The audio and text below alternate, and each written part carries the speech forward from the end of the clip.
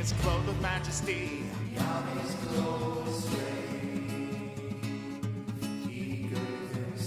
The world also is established, that it cannot be moved.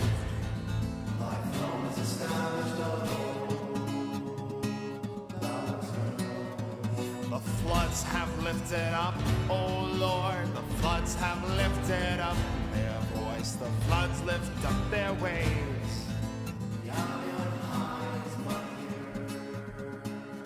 Than the noise of many waters, the mighty waves of the sea.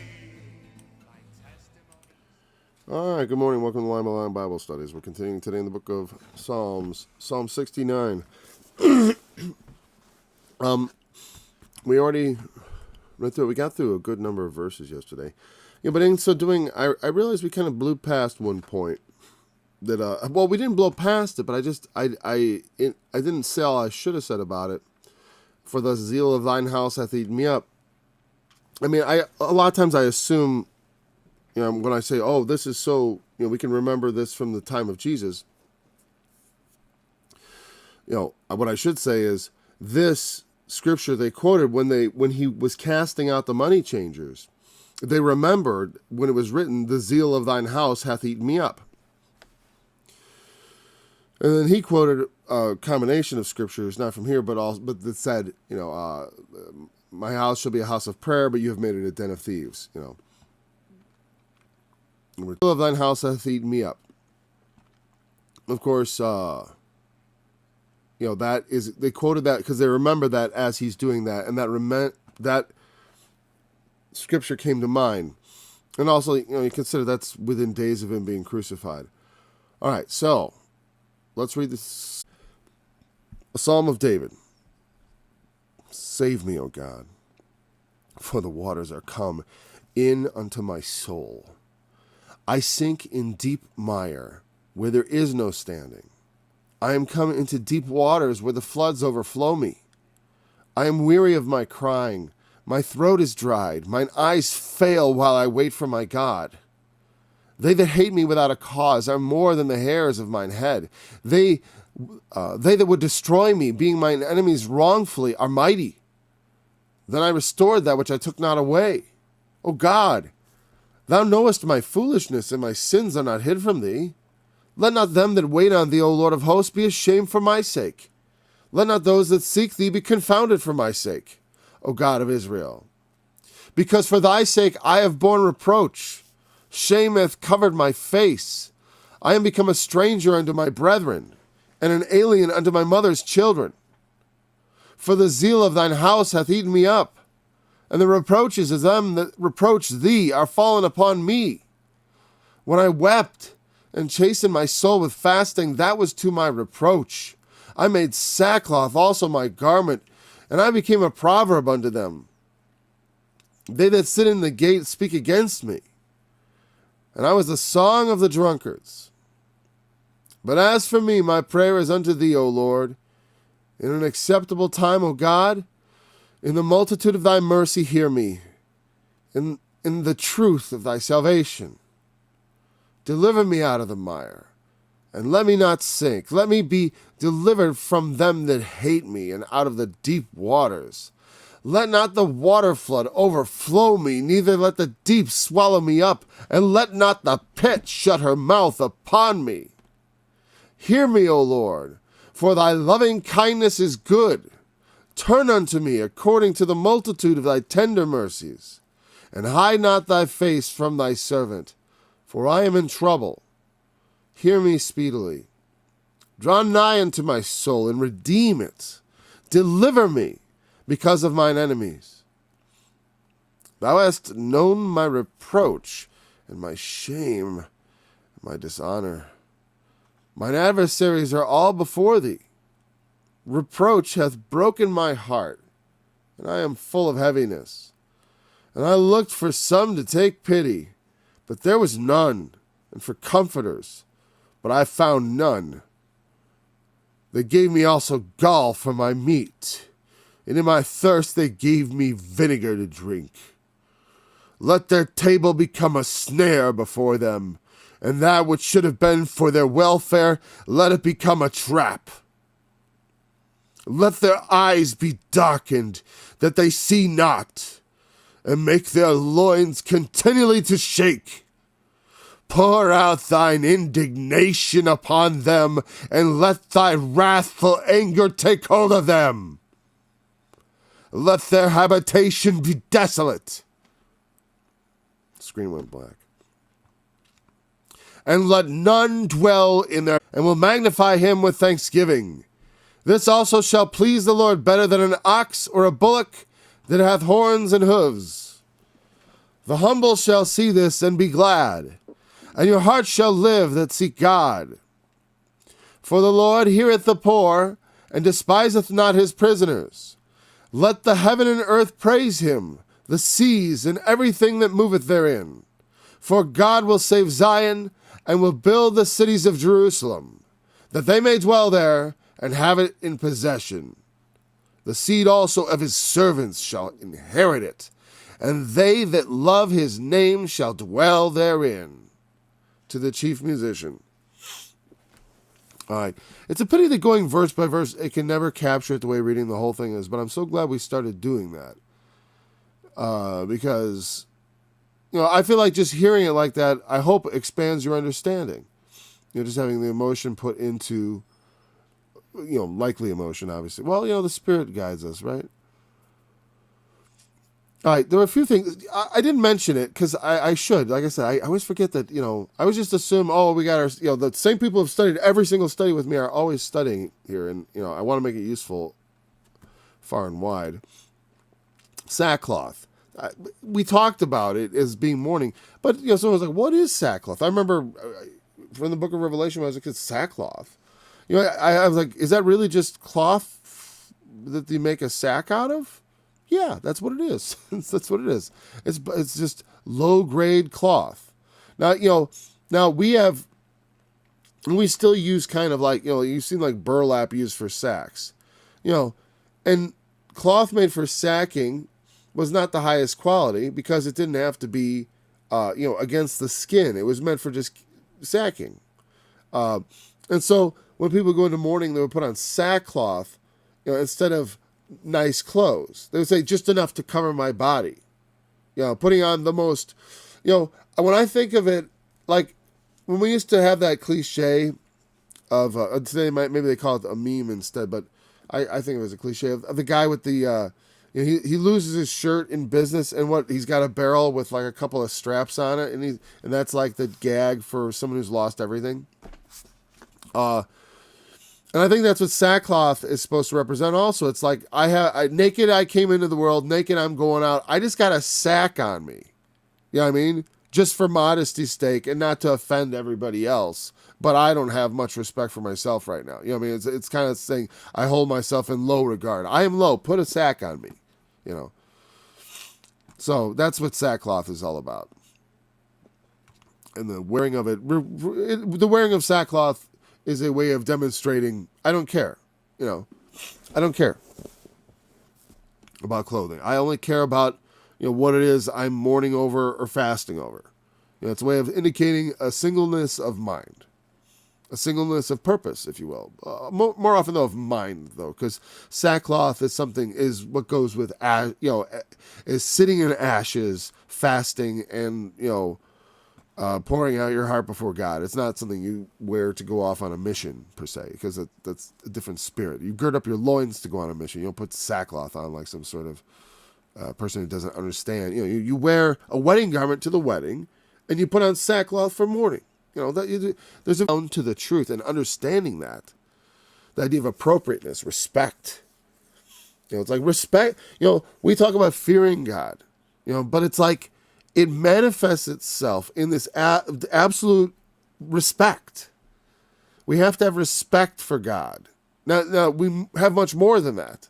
But I'm just saying, outwardly, it manifests that way. Like, that because we don't want, people often don't like to use the word fear. They want to say revere. But there are a few things in life that are revered or feared.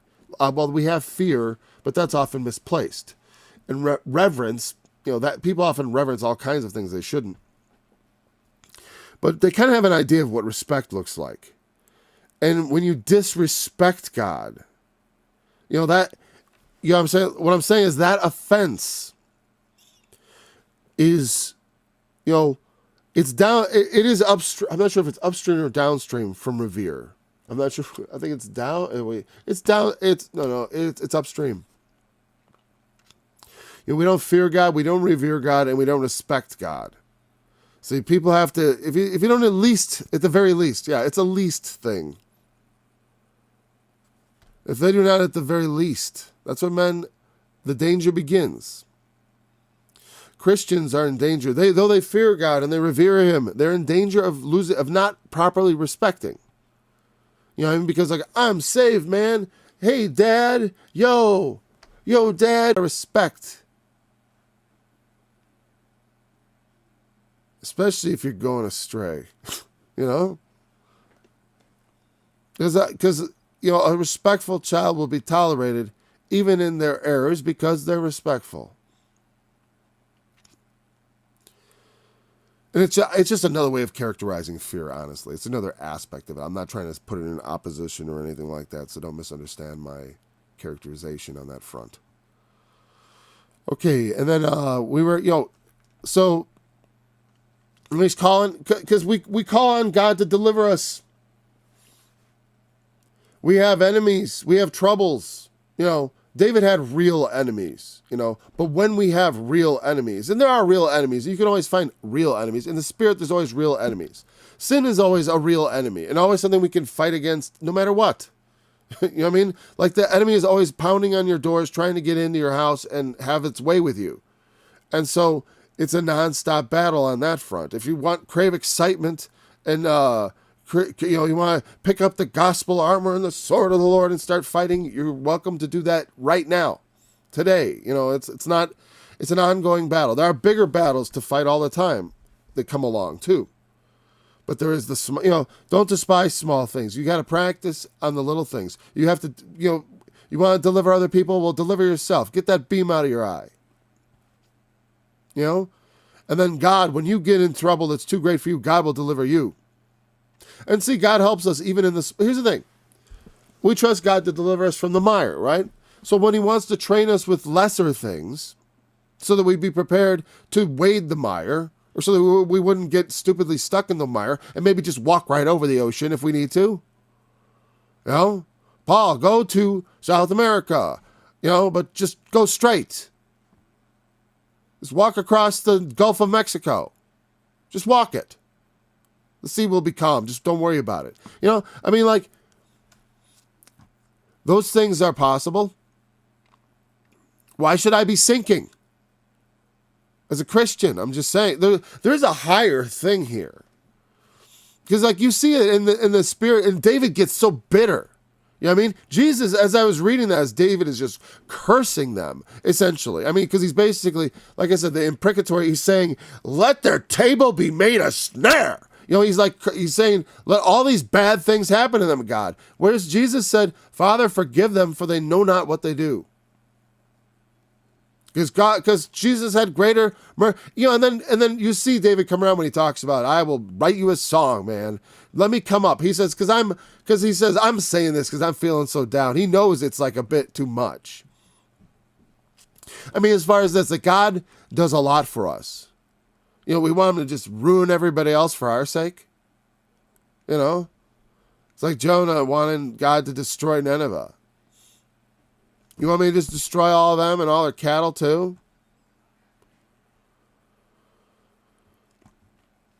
Just for your sake?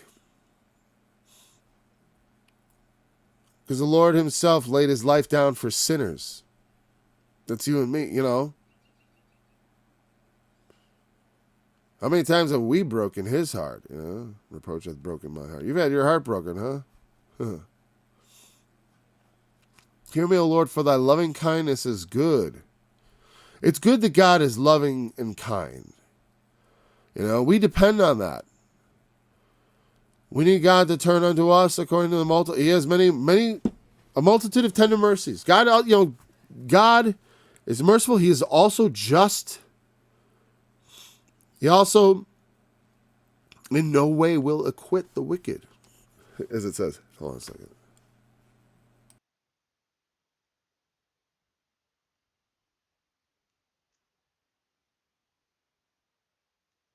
All right. You have to listen to every swallow. He won't acquit the wicked. It says, he won't at all. And what it means, they don't get away with it. Because the mercy of God does come at a price. And I don't care what anyone says it's true. Hold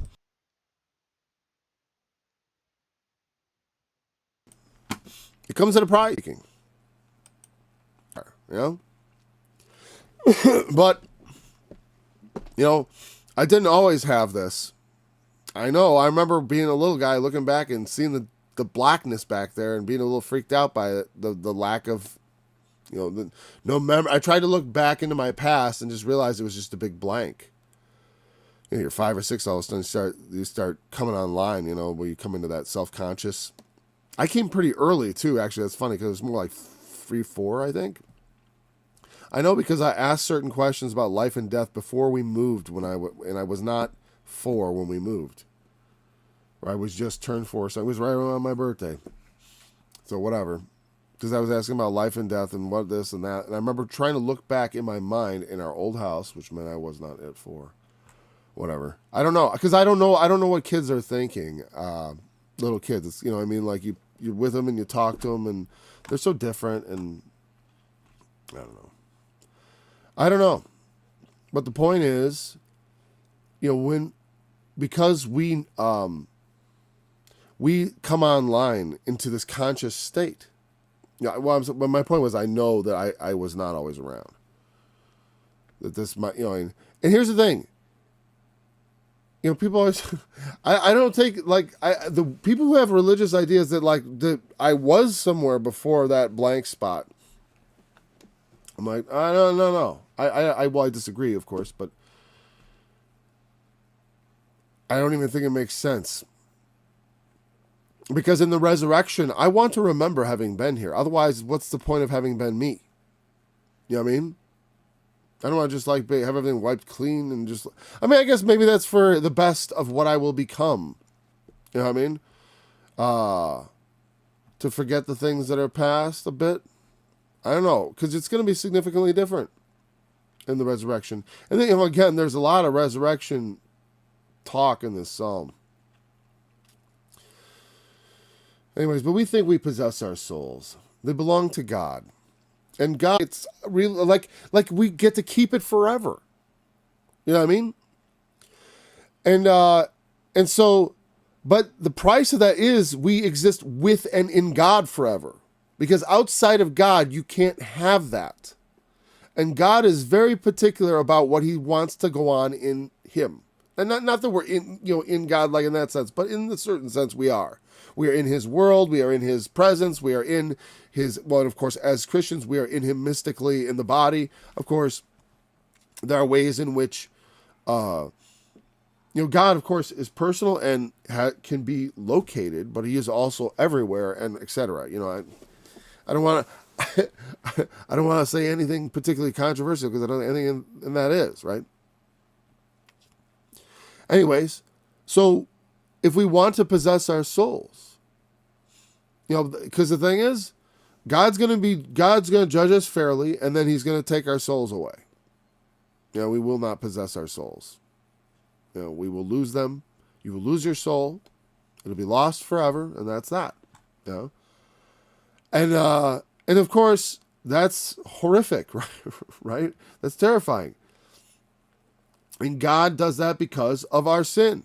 Not just because, it's because we're sinners. He's just cleaning up what was made. Man, he made man upon the earth. And man was capable of sin and sinned. And that's how God made man. And so, dust thou art, and to dust thou shalt return. That's the kind of thing he made. He didn't make a everlasting man. The man there was sort of some ambiguity because he had the tree of life right there and the tree of the knowledge of good and evil. I'm not sure why God put that one there. I'm not sure, but I know he knows, right? We could surmise things. Why would God put the tree of the knowledge of good and evil in the garden? No. Well, he intended it to be there, that's for sure. God doesn't, Satan didn't plant that tree, did he? No. No, he didn't. God made that tree there. So, I've always said that's just such a setup. Like, it's obviously done on purpose. And it's because it's God's will. And the things that are done, they are amazing. And that means that they're awful. They are terrible, as is the Lord. But also, he is of great mercy. The mercy that lasts forever. The sure mercies of David. That is what in Christ we are promised. That is what he is talking about in verse 16. That's why it's so key. It's like that mercy is what allows us to possess our souls. But like I said, we're gonna be at his wedding table forever, and so you better be wearing the right clothes, And so, the thing is, he's providing that and helping. You don't have, all we have to do is have proper respect to what's going on and participate in the program. You just got to participate in Christianity sincerely and, draw nigh unto God and he will draw nigh unto you. Draw nigh unto my soul and redeem it. Hide not thy face, for I am in trouble. Hear me speedily. Hide thy face. We talked about cause thy face to shine upon us. We talked about that concept of God's face shining.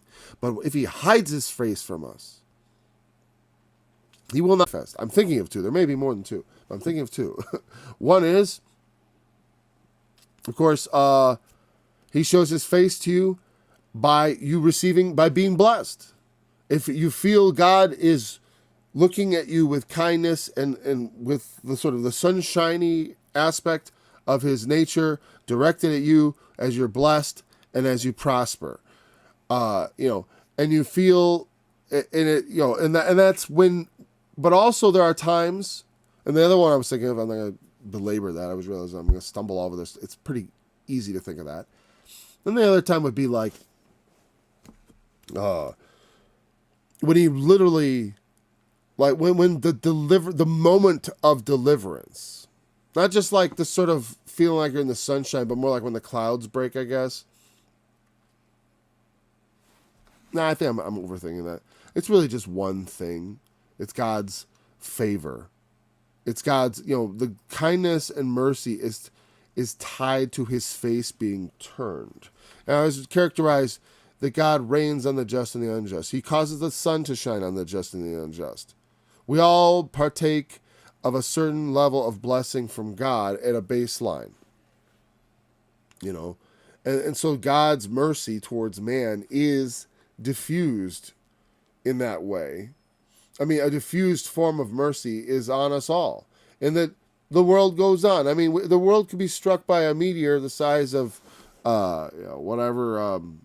Mount Everest. That would ruin us. That would ruin us. I have a mountain-sized meteor. Why a giraffe? It's a weird size to choose from, They should have just picked it. You know what they should do? They should measure meteors in hippopotamuses. Like, how many hippopotamuses? If I'm that small. If you're looking for animals. Because I can kind of imagine a hippo and you can tell me how much it weighs. And then I can, Because isn't the size less important than the mass anyways? Why not just give it the mass? That would tell me a lot. How many tons, Yeah, it's funny. They say how big it was, but they don't say, like, what the mass was. Or, like, estimated mass of 50 tons or whatever. Or, 2 tons? Is that what a giraffe would be? Probably not, actually. No, that's 4,000 pounds. Forget it. No. 3,000 maybe? 4,000 maybe. I don't know. How much does a giraffe weigh? So, that's all I have to do with meteors. Thou hast known draw nigh to my soul, redeem it, deliver me because of my enemies. Thou hide not my face. I'm in trouble, hear me speedily. We know he's in trouble. He needs to be heard speedily. Draw nigh unto my soul. Redeem it. The redemption of your soul. When our soul sometimes, because the idea is your soul is sort of going to die. And when he looks, and oftentimes when they're looking at death, like meaning I feel like death is imminent because the enemies are surrounding me. That when God sweeps in and works salvation, even in life, meaning you haven't died, not just the resurrection, God sweeps in and delivers you. That's redemption. It's being bought back. I'm not sure if this word means bought back. That's how I usually think of redeem. But let's see in Hebrew what it is, just because I got, if I'd like to be specific, I guess, about it. Not I guess. I would like to be specific. Sorry, I'm trying to... Oh, no. It's on Titus because that was the first study we did. It always opens on Titus because that's when I added it to my opening tabs. So Psalm 69. Oh, we were on verse 18 or so. Yeah, all right. It's funny how I have no trouble finding the words in this psalm. To redeem, act as a kinsman. Basically, in the tradition of the ancient Near East, which I was, the Hebrews and all that, there was someone, I forgot, that when someone was sold into slavery or servitude, there was a kinsmen were expected to try to redeem them. That to redeem is to act as kinsmen. That's my brother, that's my nephew, whatever, and to make sure they get bought back.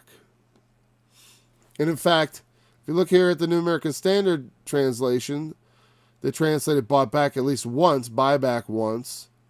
But Avenger translated, because it is often, it is also the person who comes and tries to kill you when you accidentally kill someone else.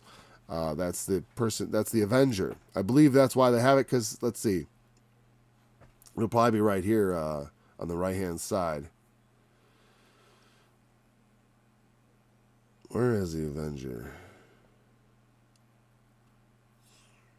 Because there's a redemption from, like, servitude, or from, like, here we have it says, his brother may redeem him, often for debts.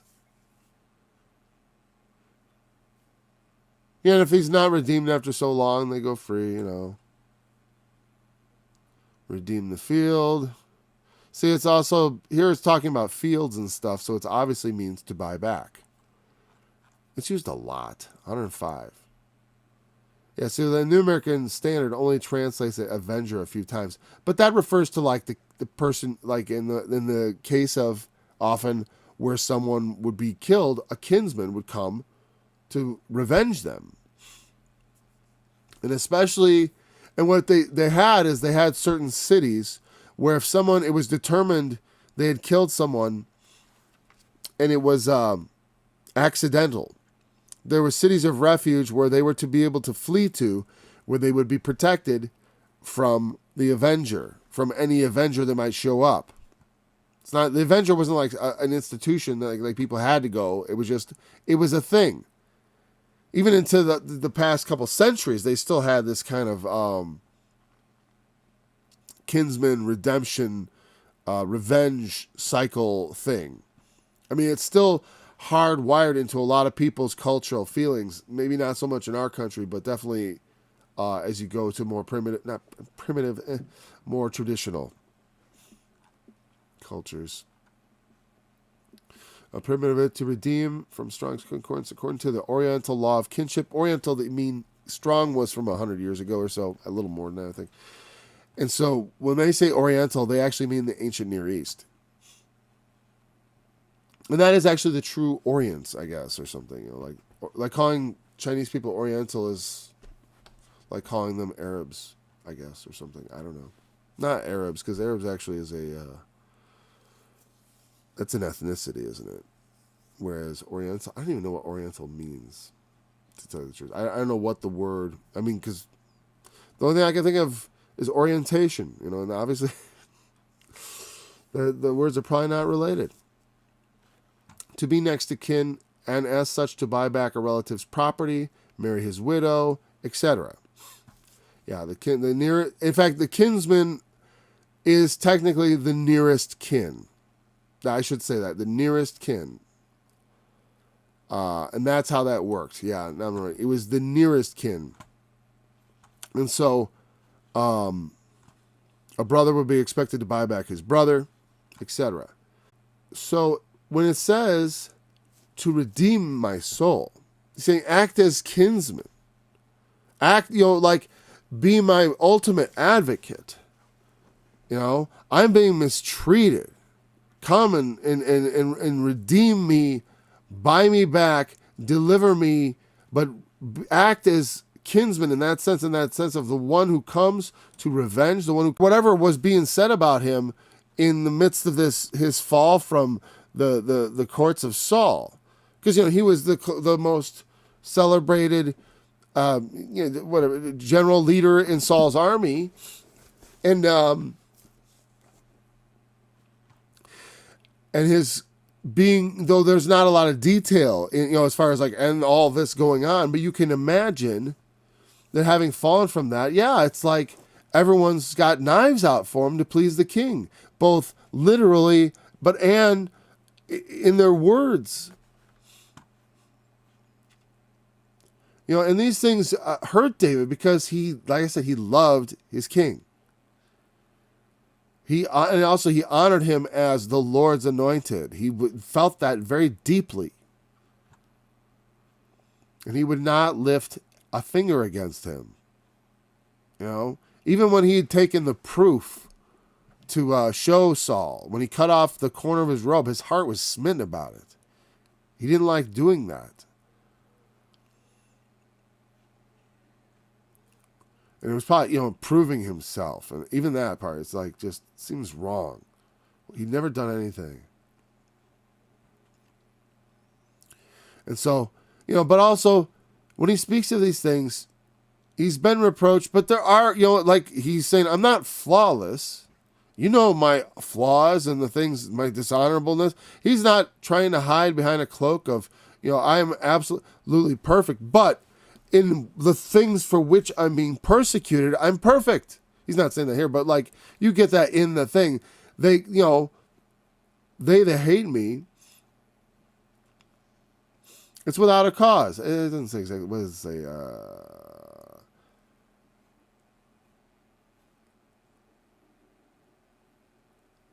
I borne reproach, but especially,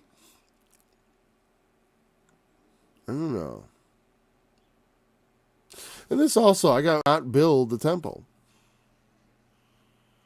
But there is a house of God. There is a tabernacle. There also is Bethel, the concept.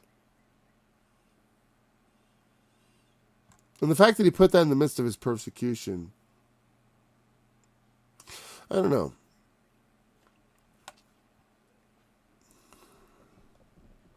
Well, and sometimes, here's the thing.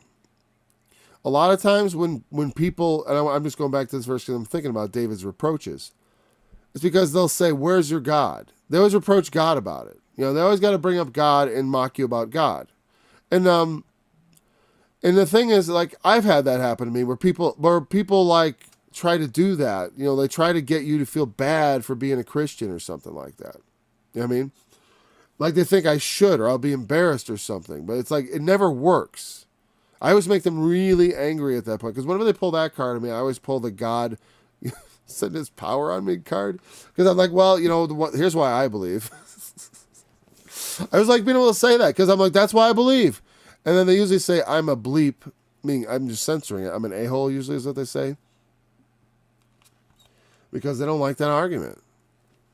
It's not an argument. It's just a fact. It's a claim. I can't prove it. I don't have to. It's been proven to me. I'm an observer.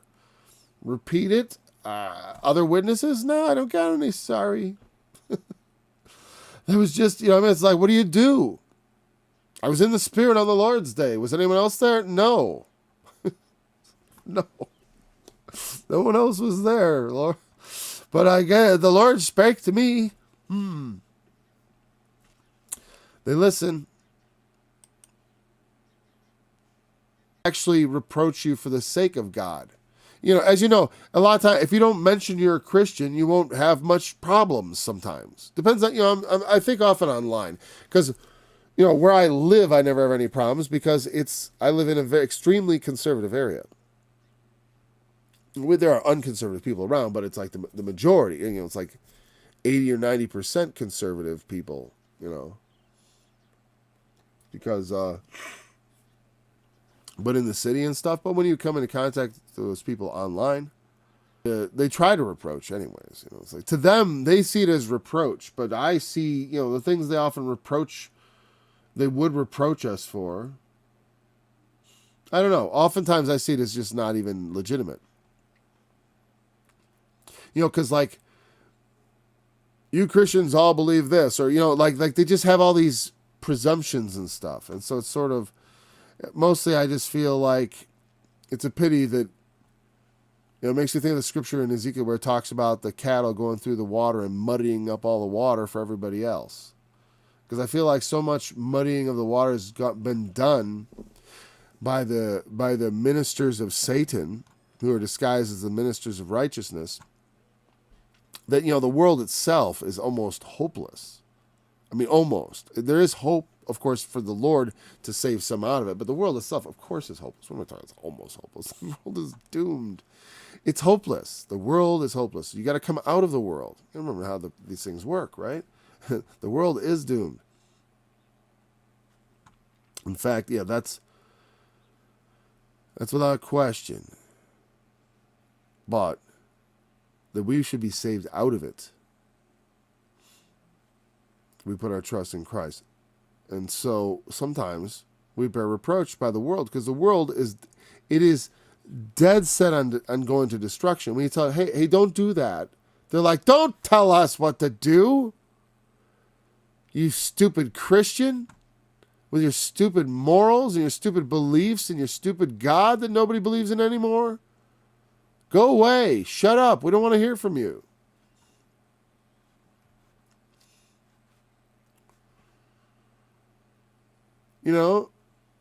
Mine adversaries are all before you. You know my reproach, my shame, my dishonor. All right. It's like I haven't acquitted myself. I'll tell you what. I'm pretty good at debate, and I try to win all the time, but I don't always say the right thing. I haven't always come out on top. I mean, are you kidding? I've been outsmarted. I've been outflanked, And if that's happened to me, and that's rare, actually, to tell you the truth, because I'm slippery as an eel, I guess, is the truth. All right, I'm slippery as an eel, but that also, flexible as a snake, wise as a serpent, harmless as a dove, your humble servant. Anyways, so, it's hard to pin me down quite truthfully. It's almost impossible, as people who love and know me will tell you. But it happens to me. Okay, so I know it happens to other people. I know it happens. I see other people online, they talking, Christians, and they're getting trounced, many of them. Just absolutely just not getting the argument across. But you know what? No matter how good you make the argument, even when I do make a good argument, it doesn't get across anyway. It's just because I won the rhetorical battle. Yippee for me. My sword is like good, but I'm not drawing any blood. I may fend off it's okay. You take your lumps, you take your lumps. And I'll say this, when I was younger, I was definitely a lot less. The main thing is to have humility and just listen and watch and think and be slow to speak. Slow to anger. Especially because, in our emotion, we sometimes lose control and say things we ought not. So I've had I have occasionally type comments and I just delete them. Not occasionally, that's 50% of the time. Because it's just like, why am I shooting my mouth off? About every little thing? Come on. I don't think anybody even cares. Maybe 50 people read it and then thumb it up or down, whoever cares. Whatever. They were thinking the same thing already. Maybe. Occasionally you say something and people are like, I never heard that before. I never thought of that before.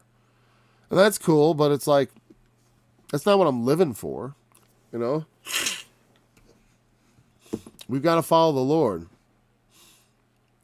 so that the world is doomed.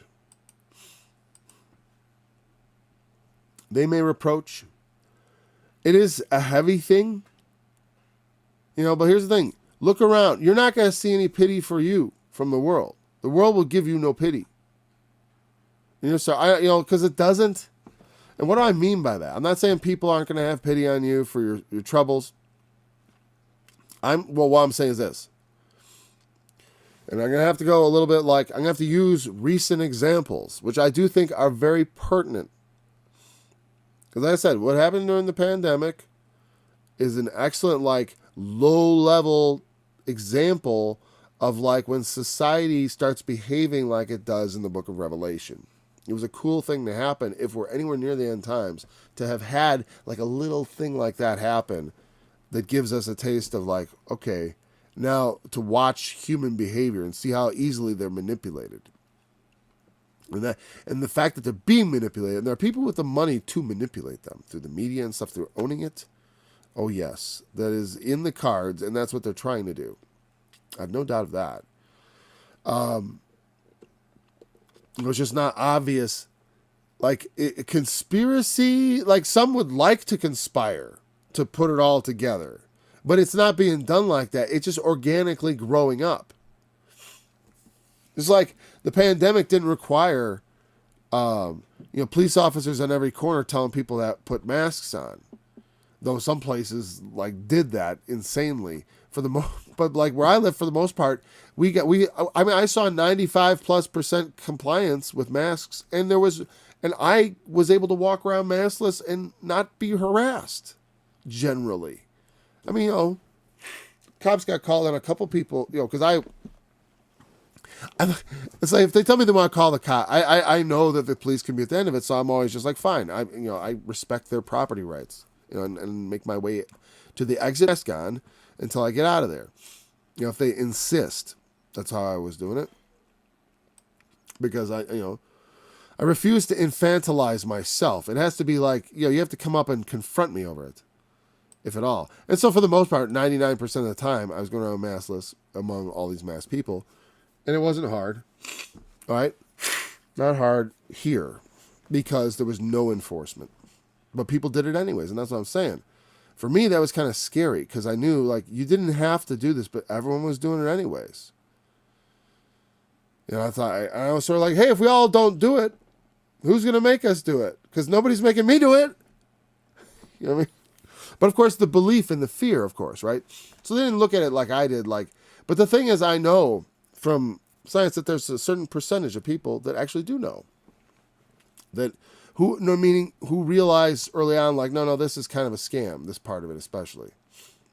It's a scam at this point. Especially the part where they want you to do it all the time, and not just places where it's sensible, like in a closed room with sick people or a small space that's not well ventilated, any kind of like that. Yeah, I get it.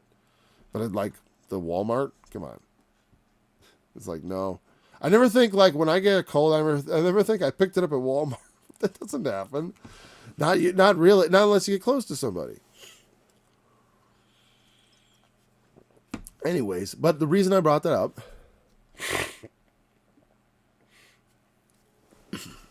is because. Why? Why did I feel like that was necessary? Okay, I'll talk about that again. It's not because of mass or anything. Because of that human nature. Why they don't take pity. Okay. When they think that the Antichrist is God, and you're no, and you're trying to they don't care. You know what I mean? And Saul in David's life kind of is that Antichrist. He's the false king, because God has said, no, you're not king. But he is king. He's there. And David won't touch him.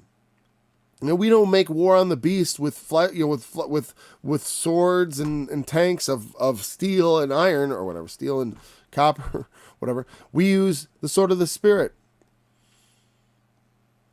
And we make war, and he's going to overcome and kill us, ultimately. And no one is going to feel bad for us. You know what I mean?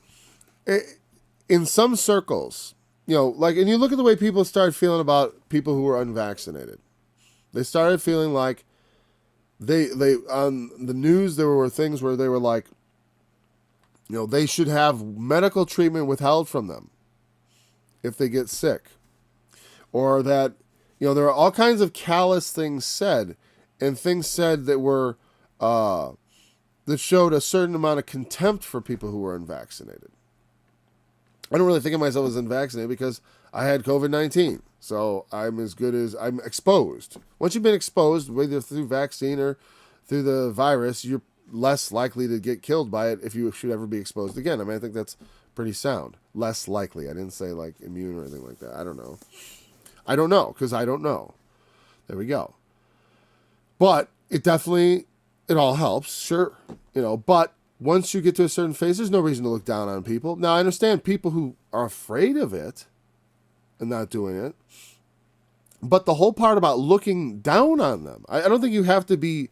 I had all my children vaccinated as children for all the traditional vaccines, and I had thoughts about it, and I know there's a small risk, but I did it anyways because I was like, I accept that risk.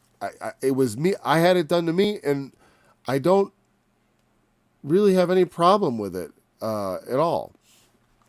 But what I have a problem with is people ostracizing people in society because of this. And because also it is that kind of pitiless, merciless wickedness that we see in society today. Our society is becoming so sick. Like, that's why I did that Racism is Bad song with the shirt with the holding the stone up and in the fist, like that Marxist fist they always show. Because the religion of the woke and the Marxist is like anti-Christianity. It's like, he that is without sin, let him be stoned. and like, so he that throws, they believe in the one that casts the first stone is the hero in the stoning. Like, find a racist or a white supremacist and then get your stones ready. Or just find a normal person who said a bad word and get your stones ready and get ready to throw. At least, we find they call that virtue. To, what would I call it? Not to virtually assassinate people like that. A form of virtual assassination of their character, of their lives. They consider that virtuous. They go around doing that like it's a matter of, like it's some sort of crusade. They're on a crusade against all people who don't agree with them. And that mentality is wicked. It's antithetical to Christianity. That pitilessness towards people who are maybe irrationally frightened about taking a grantedly experimental or somewhat experimental, let's say a newly approved substance, taking something that's kind of new, right? A bit new, or they've never taken before. Or some people literally, or at least in consultation with their doctors, they say they can't take it. I don't know. Well, but should they be looked down on in society? No. That's what I'm saying. You can look for someone to take pity. No one will take pity on you. I can see how that works. Like I've watched it work that way. Because it's arbitrary. Like, you don't have to agree with the people who refuse to get vaccinated. You don't even have to agree with them to observe that the way they're treated is wrong.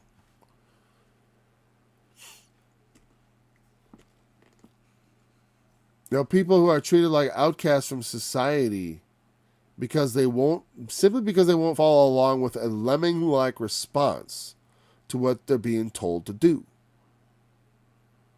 Which is we all just march in lockstep. I object to that strenuously also.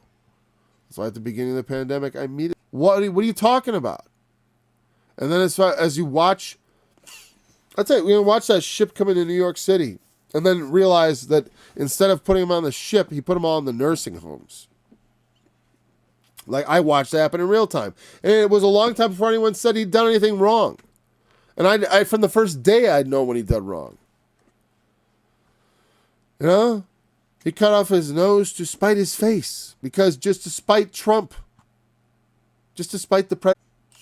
And it's funny because, like I said, it's funny because I might have looked it up in the past, and the truth be told, then found the definition so unremarkable that I just put it out of my mind. That's also a possibility. That's happened a number of times. I'm like, oh yeah, I did look this up before. Now I remember why I forgot about it. So let's see if we can remember this time what Gaul is all about. Not Gaul, Gaul, the province that became part of Rome and eventually became France. Caesar had famous campaigns in Gaul, but this is Gall, like the gallbladder. Now, I assume Gaul, from the context, it doesn't take much to understand what it's all about. It's bitter. Gall for my meat, that's probably not good, right? We don't need a fancy concordance or the internet to figure out that gall is not something we want to eat. It's roche. I swear there's like 50 words that are just like that, man. Bitter and poisonous herb venom. Okay. Bitter and poisonous herb venom. I see why I forgot. Gall. Oh, hemlock. Poison venom. Or roche. Apparently the same as roche. A poisonous plant, probably the poppy, from its conspicuous head. Generally poison, even of serpents. Gall, hemlock. So I think the word poison here probably would be a good choice. Because it seems like poison. Whatever. It was whatever. But maybe it's not fully poison or whatever. They gave me here, you want to eat? Here's something that'll kill you. Vinegar, you know how much vinegar quenches thirst? You know? It's not exactly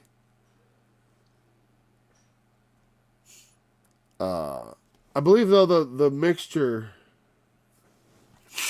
vinegar often had an alcoholic content to it.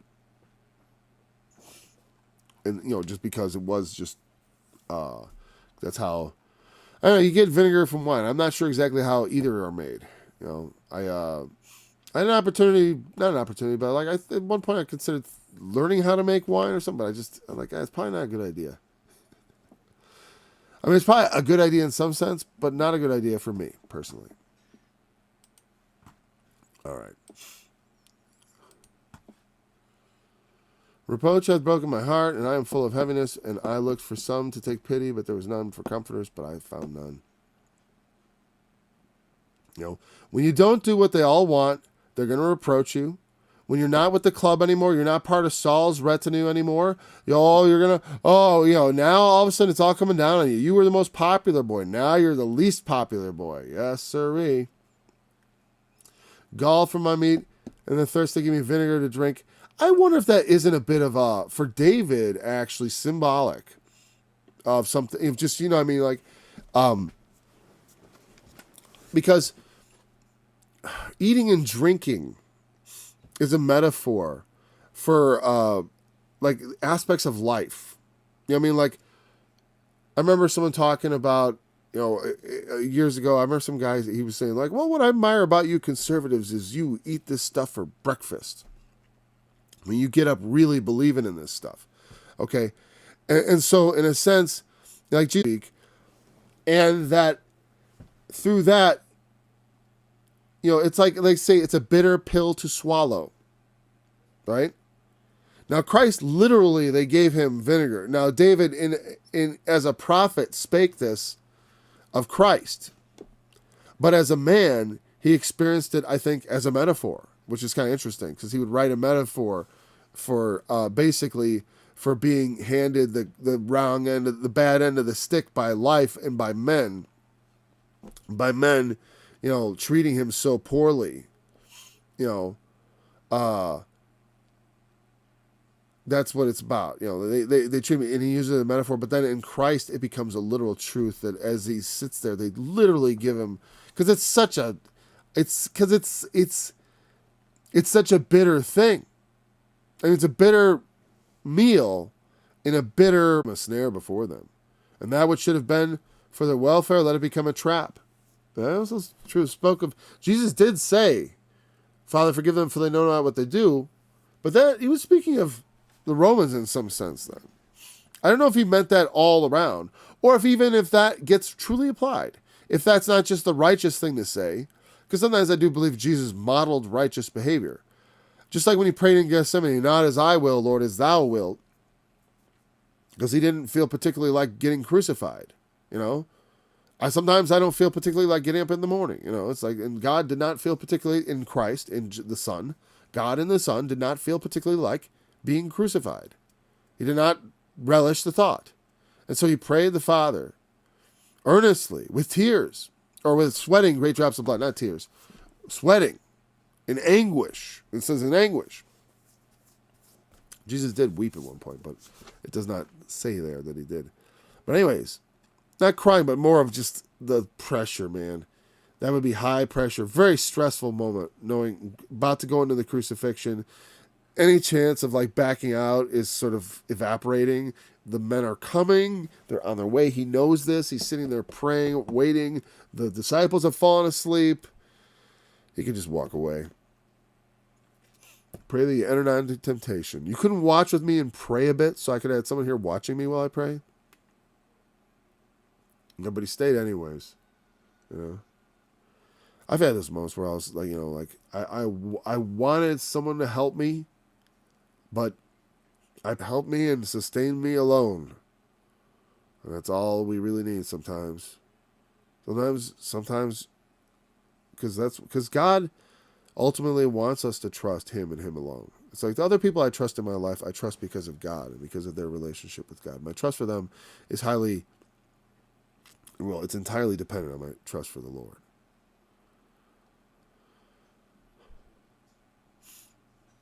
But the table becoming a snare. That which should have been for their welfare, let it become a trap. So it's spelled out with the idea of the table becoming a snare.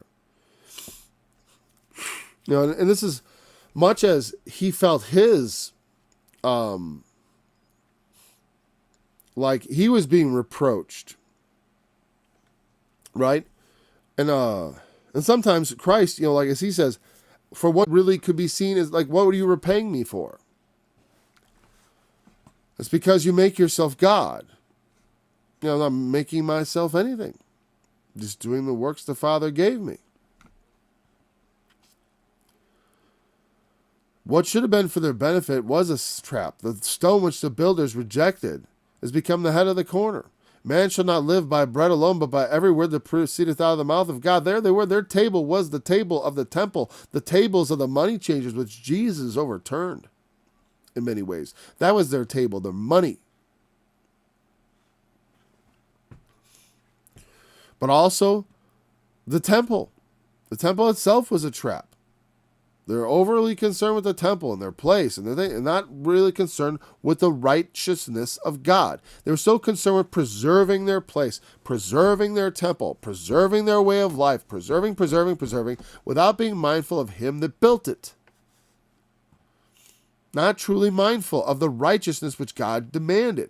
Not treating God like a real thing. Because the Pharisees, very much their religion had begun to look a lot like our Christian religion looks like, which is a really it's just a constructed earthly construction of man's devising. Just all structured around these earthly structures, these denominations, and their little school systems that bring up these 20-something kids that are fit to pastor. I'll tell you what, there isn't a seminary in this country that turned out a boy that is fit to pastor me. You know what I'm saying? There is not a boy coming out of a seminary on the planet Earth that is fit to pastor me. I've sired 7 sons and raised them to adulthood. And I don't take all the credit for that by any means, but I'll be judged by it. And no boy out of a seminary with no track record of living life is fit to pastor me, let alone the rest of the flock of God. As far, I can only measure it by the meager standard of myself, which I do not hold in very high regard, honestly.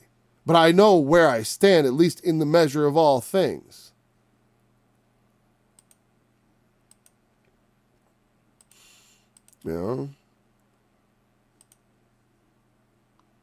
That's the problem with denomination. You can't make some that you brainwash these young men and spit them out and then blah blah blah blah. And I'm the one who's been to seminary, and they come up with the wrong attitude too.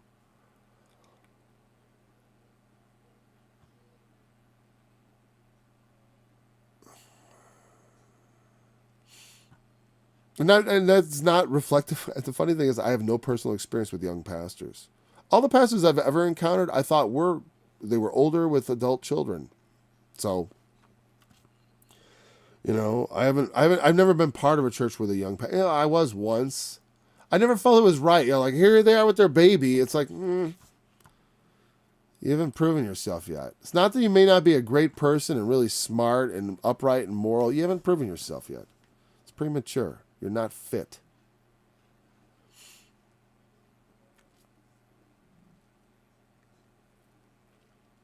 Let it become a trap. Let their eyes be darkened. Oh, we're over an hour. Gee, I didn't even know we were over there. Okay, we're over. I could have done without the last 5 minutes, actually. Now, after I said it, I'm like...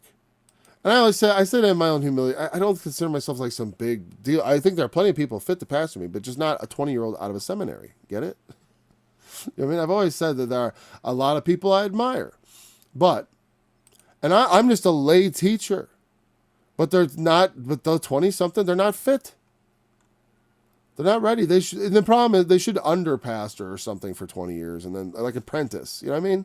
That's what should happen. They should serve under some pastor about 20 years older and then be like under his wing, like learning the ropes, spend a long time together, and then that would make a lot of sense to me. There's one thing to raise up, to be raised up well.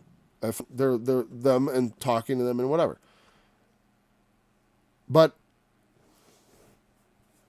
they may be fine and excellent examples of being raised right, but they're not ready to take someone their own age and make them into like a 50-year-old, a man of substance who is something, they wouldn't be ready to, we could all try, right? With God's help, all things are possible. But there's no reason to think that at that age, those people. I don't know why I'm thinking about that. Well, I guess to look at the, I don't know, where were we though? Let's just see where we're going to pick up next time. Let the table become a snare before them. That which should have been for the welfare, let it become a trap.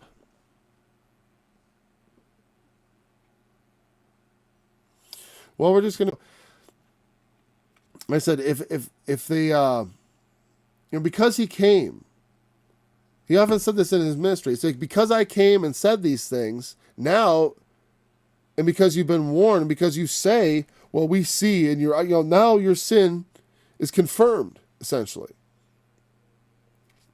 Like when you say, well, we don't know, but now you say, oh, we see. So you, out of your own mouth, you condemn yourselves. There are things that should be for our good that can become a trap. I hate ending here because there's so much to be said about that. Because I often comment about how, and I'm just going to leave this. This is a short thing I'll leave you with. Like even things that are, let's say, flaws in your character, may actually be the flip side of a gift, or a gift may be the flip side of a flaw. Because some of the things that make me uniquely good in some aspects, meaning I have abilities, also on the flip side can be a liability. Often, here I am in the Bible study, I talk a lot. I'm sometimes better, sometimes not so good, but because someone can carry on a conversation for a long period of time, I can be boring to people. In real life, I can talk their ears off and I don't want to. I generally don't because I'm aware of that. And here, you're here voluntarily. Thankfully, you can just shut it off and I won't be offended. But things that are blessings, just like the tongue. With the tongue we bless men, or we bless God. I almost got it wrong in the reverse. And curse men. Here it is. This ought not to be. That out of the tongue that should bless, that you'd get curses. And the table that should feed would become a snare. And that which should have done us good should be a trap. And it's an important, so maybe, we have to talk about that in context next time with 23, because it is important. Because we can be blindsided by things that we think are for our good. You know what I mean? Even though he's saying this to them as like a curse, it is still something that exists in the world as a hazard. Not that God's out to get you with this, like he's going to make your table into a trap, but we have to be careful, because your table, what puts things on your table? Your money. What brings your welfare to you? Your money. And can your money be a snare? Can your money be a trap? Yeah, it can be a snare and a trap to you. Absolutely. That's your table, man. And the thing which feeds you can become a trap. Absolutely. Meaning, and if you're confused as to how, well, think about the guy who built all those barns. He just laid up his goods forever and then died a rich man. But, okay, that wasn't his plan, though. He didn't want to die a rich man. He wanted to die an old man. And he wanted to have many long days of ease. Instead, he finished building his barns and then had all the grain saved up and just died early, is the implication. And that's what can happen. What was supposed to be for his good was just a trap. He spent all his life in that, and then he lost everything, even his soul. Right? And we talked about that earlier. The soul. We want to possess our souls. We want the Lord to give us our souls in possession. But that is also under him. So it requires us we got to come to him and learn of him. We must, because we know in the world to come, all are going to know him. All are going to obey him. So it's a good time now to look into what that looks like. Lest we should come to that and then it be so foreign to us. We are like the guy in the parable who walks in to the wedding feast not having on a wedding garment. And he was speechless. And I liken it to that idea of not having respect for where you are headed. Respect where you are headed. God has laid out this amazing future for you. And we ought to have respect to it. That's all. I mean, that and more, but at the minimum. Because that's where it leads us towards the good things of God, the blessings. And it'll help generate enthusiasm too. Because as God blesses you in the Spirit, I've always found that it does generate greater enthusiasm in me. So I would be shocked if it did not do so for you. So until next time, is it Friday today? Well, that's a late study on Friday. There we go. Extra long study on Friday. See you Monday. Until then, where's my... Oh boy, here we go. Here's the music. Ta-dum. Yahweh reigneth, he is clothed with majesty. Yahweh is clothed with strength. He girdeth himself. The world also is established, that it cannot be moved. Thy throne is established of old. The floods have lifted up, O Lord, the floods have lifted up their voice. The floods lift up their waves.